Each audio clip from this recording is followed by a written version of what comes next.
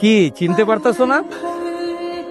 শুনো, আমি ঢাকায় আসার পর মাত্র 10 মিনিট লাগছে তোমার টেলিফোন নাম্বার জোগাড় করতে, আর 5 মিনিট লাগছে তুমি কোথায় আছো এটা জানতে, এবং তারপরে আমি চলে আসছি চিরাং। এখন তুমি বলো চিরাঙে কোথায় শুটিং করতেছো? কই, আমি তো চিটাগাং না, আমি তো মহেশখালীতে শুটিং করি। আমার সাথে চাপাবাজি করো না, ঠিক আছে?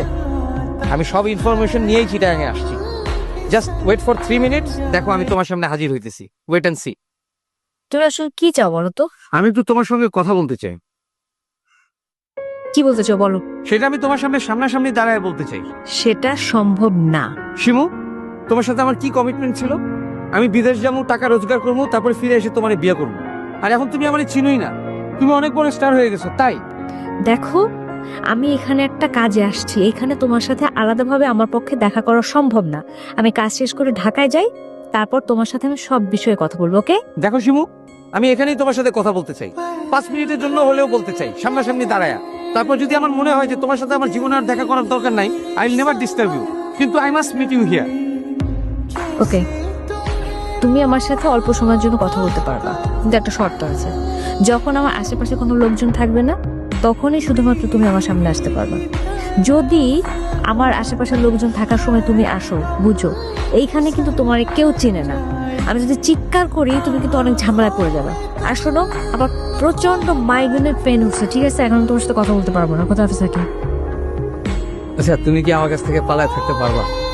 তুমি আমাকে চিনো না, তুমি জেনে যাইতেছো, দেখতেছো না আমি গিয়ে হাজির হইতেছি। দেখো, এখানে আমার শুটিং চলতেছে, আশেপাশে ইউনিটের অনেক লোকজন আছে। তুমি এখন প্লিজ যাও, সিন ক্রিয়েট করো না, আমি তোমার সাথে পরে ফোনে কথা বলবো। ওকে? শিমু, তোমার সাথে আমার কি কমিটমেন্ট ছিল বলো? কথা ছিল না যে আমি লন্ডন থেকে ফিরে আসলে আমরা বিয়ে করবো? আর এখন তুমি স্টার হয়ে গেছো, আমার চিনো না, আমার অ্যাভয়েড করতেছো, কেন এরকম করতেছো? দেখো প্লিজ, তুমি এখান থেকে যাও। হ্যাঁ, আশেপাশে আমার শুটিং চলতেছে, কেউ যদি দেখে, তুমি বুঝতে পারতেছো আমার অবস্থাটা কি হবে। তোমার পুরো ক্যারিয়ারটা এলোমেলো হয়ে যাবে। তুমি তোমার ক্যারিয়ারের কথা বলতেছো?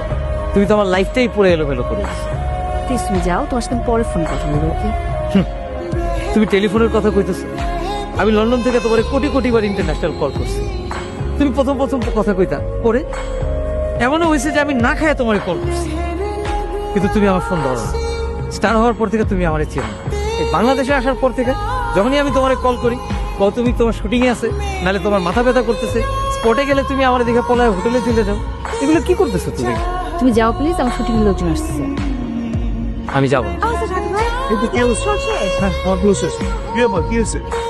না প্লিজ ভাই, আপনি যান, এখন তো অটোগ্রাফ দেওয়া যাবে না, আমার শর্ট আছে এখন। হ্যাঁ, আর তাছাড়া আপনার কাছে তো কাগজও নাই।